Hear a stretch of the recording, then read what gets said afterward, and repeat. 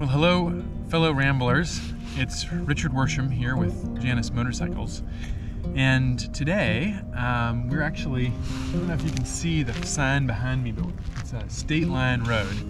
And I thought we might take a ramble up through some of my favorite roads in southern Michigan. We're headed toward the interestingly named Purgatory, Michigan, which is a kind of like a game reserve, hunting area, a lot of gravel roads, and it's pretty remote. It's kind of out of the Amish area that surrounds Goshen, so it's a little bit different in terms of the types of farmland and people that you can run into. But a lot of gravel roads, and again, some of my favorite rides that are within easy ramble from Goshen. So anyway, I thought I'd take you all along. Today, my mount is a Halcyon 250, number 996. This is, let's see if I can stay in the frame and show you all. It's a cream primary tins with gold pinstripe, single pinstripe, just the most basic gold Janus logo. Single pinstripe, as I said. This has the brushed stainless exhaust. We have a number plate, of course, and we actually are running our brand new fly screen, modeled after some early Rough Superior windscreens from the 1920s, and I'm excited to try that out. So yeah, we have some gear along with us. We'll maybe make a little coffee when we get up there, have a little snack on the side of the road, but thought this would be a fun way to bring you all along for a ramble on a Halcyon 250. Boy, it sure is a beautiful day. Especially to hit some gravel.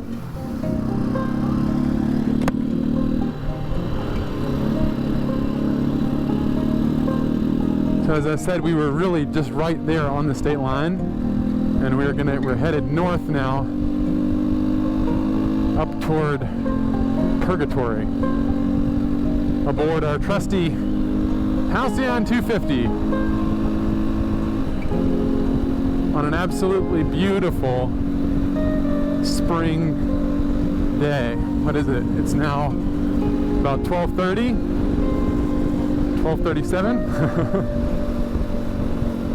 My goal is I need to be back by around 2, I could be back by 3, I guess. But that's the goal. We'll see how we do. Also, I have no idea exactly how to get to where I want to go, but that's the fun part.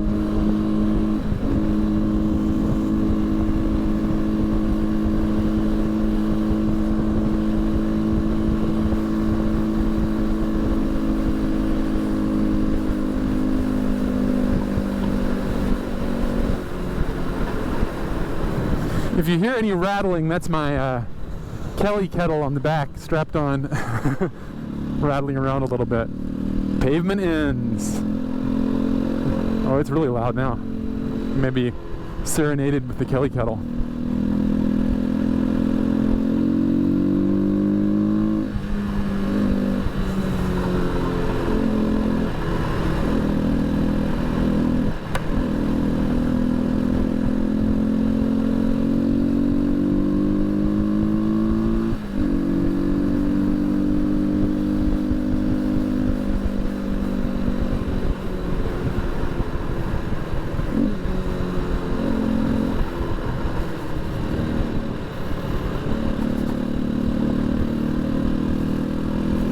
I'm always kind of surprised how well these tires do on gravel, although you don't want to take it too fast.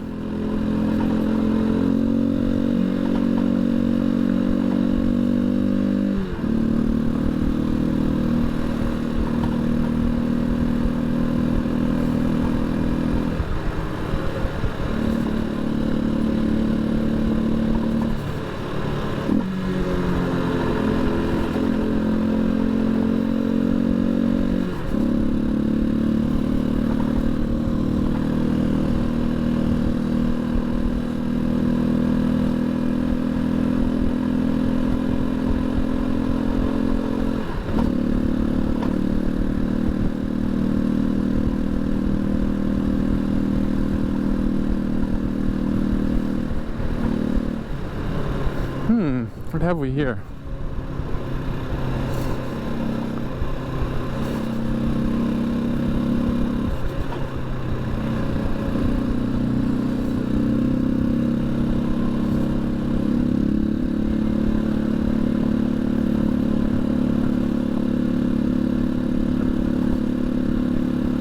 Wow, I love this part. You know, one of the nice things about riding all year, or at least throughout the riding season, I don't make it all the way up here in the winter time, but is it totally changes, and you can see so much more in the spring than you will be able to even in another month when the leaves are out all the way. It almost is like you're on a different road. It's a completely different experience. You don't recognize where you are.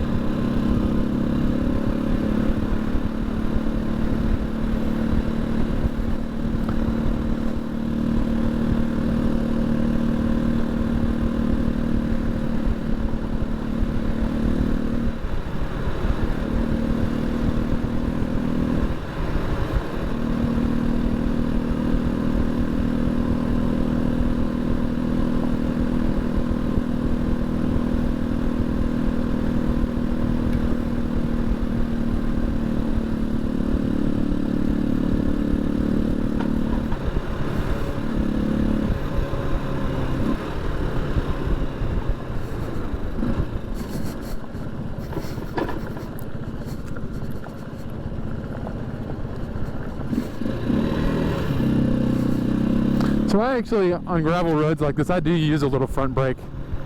You certainly don't want to grab a handful, but if you apply it, well, certainly I'm relying a lot on my rear brake, but use a little front brake too. Just don't grab a handful, or you're gonna find yourself losing the front end.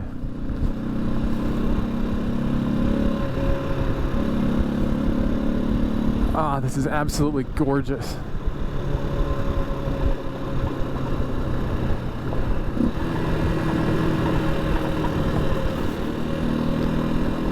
And it's amazing. Here I am zooming along on a gravel road on a hardtail motorcycle, and it's really not that bad. I'm not getting shaken to pieces. Now, there are some gravel roads that are more rutted, and I am avoiding some potholes, but really not bad at all. One thing I forgot to mention is that this bike is equipped with the our new upgrade, which is the Sergeant seat. So the seat that we launched the 450 with on the 250, and that will be, I think we're taking pre-orders on that already, but it will be available soon for all the 250s. And I do recommend it. It's quite comfortable. It really takes it to the next level. Man, I wish I had had this seat when I was riding cross country or doing some of those iron butt 1,000-mile rides in 24 hours. Ah, this is some of my favorite. Actually, this is really nice, but it gets better. It gets even better.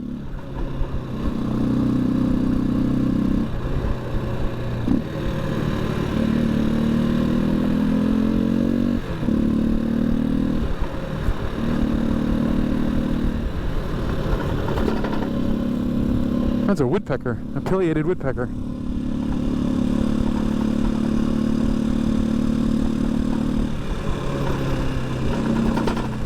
There's a Kelly kettle rattling around the back.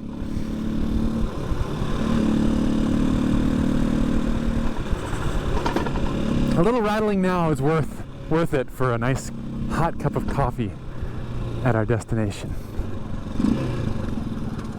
This is kind of an interesting little section of road here. This is Old 12. So this is where that road that you see up there, that's the new 12. Down here, this is the old road. And you can see it sort of kind of peters off into nothing down there. But that's why there's a road right next to the main road, main drag. See, it just keeps going, and probably there's a bridge down there that's out, or maybe the new road totally goes over where the old road used to go.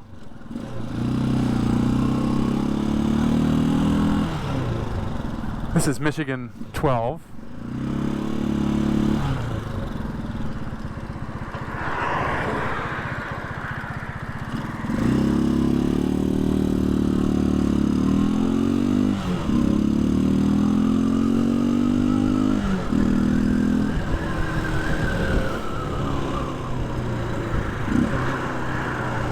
And this is one of my favorite roads ever.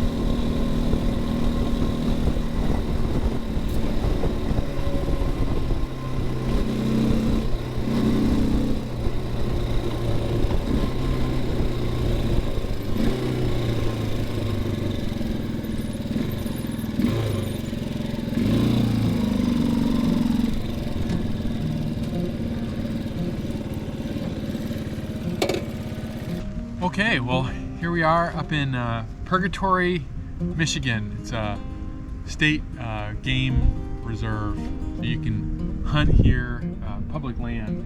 Yeah, I figure we'll just gonna unpack here a little bit, make some coffee, hang out for a while, maybe eat a little snack, and then head on back to Goshen.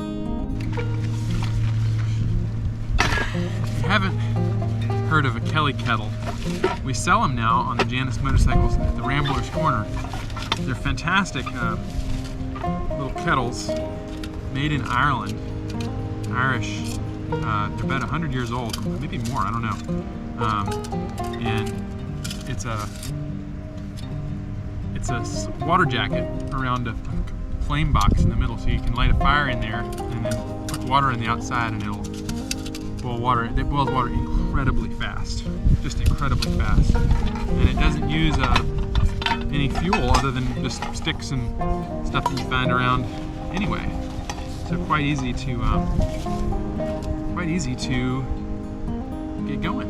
I'm going to gather some sticks and twigs and make some coffee.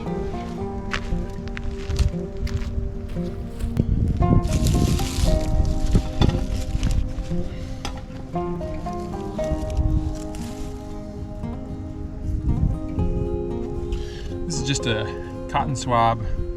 It's been, I just dipped it in melted wax. They make absolutely incredible little fire starters. I made a batch of these with my daughters about 3 years ago, 2 or 3 years ago. We made a whole roll of cotton swabs and we've been using them for camping trips, and you never really seem to run out of them there. There's a ton of them. It lasts a long time. The trick with these is you do want to kind of constantly feed them.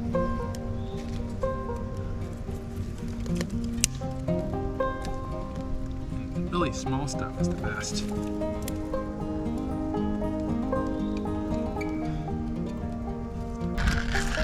know, there's some people that camp or picnic with like the bare minimum, and I see no reason why you shouldn't enjoy yourself. The whole point of doing this is to enjoy yourself, eat and enjoy the scenery, eat and drink well, and have a good time. So enjoy the finer things. You're almost boiling. So you can just pick it up like this.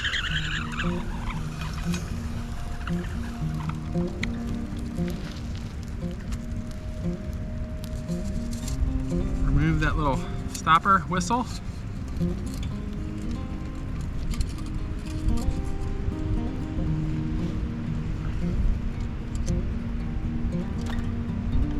Just going to use the rest of this water to calm this fire down a little bit.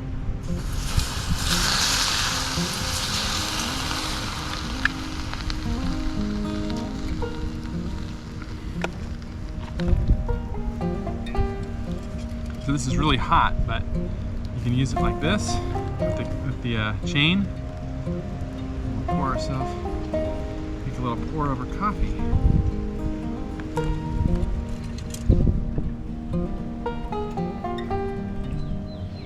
There really is nothing like a lovely motorcycle ride in some kind of remote area on winding roads, exploring, maybe not knowing exactly where you're going. I had a kind of an idea where I was headed today, but did not really remember the route to get here. So taking some twists and turns is, and not really, being open-minded about it is absolutely, I think, an integral part of the experience of riding a motorcycle. Such a wonderful experience, such a liberating feeling to just be on your own time, on your own schedule, and that's really where I think a motorcycle in general makes a lot of sense, and specifically, in my opinion, a small motorcycle is the right motorcycle for rambling. I like to sail, and some people, when they hear that, they might think, sailing, big boat, really expensive activity. No, that's not the kind of sailing that I'm talking about.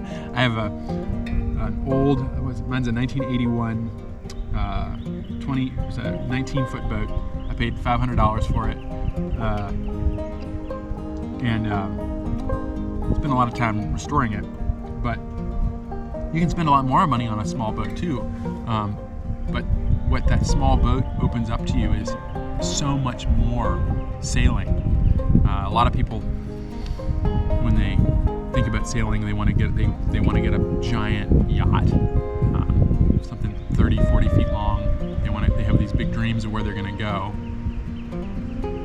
and then they end up sitting in a marina, paying the slip fees, and if they do go sailing, they have to get through all the small stuff to get to the real sailing. And it's the small stuff, the close to home stuff, that we actually sail the most in. If you want to sail a lot, in my opinion, a small boat is easy to get in the water. The easier it is to launch and retrieve and get in the water, the more you're going to sail it. And the same logic applies when we're talking about motorcycles. It's the bike that you're going to actually ride. It's the bike that the small stuff, the commuting, the 2-hour ride out your front door, not the cross-country highway trip, which is great. Don't get me wrong. And big yachts are a lot of fun, but that's what they're designed for, is much bigger sailing, bigger riding. And a small motorcycle is there for small riding, which is the kind of riding you're going to be doing the most of. Period. Doesn't matter what kind of rider you think you are. You're going to be riding out your front door, down the block, out of town, and a small bike lets you make the most of that and enjoy that experience. It's not. Sometimes even people think, oh well, I do enjoy the getting there. I enjoy the journey, and I'm going to take this big trip. Well, they have to get to where that big trip starts.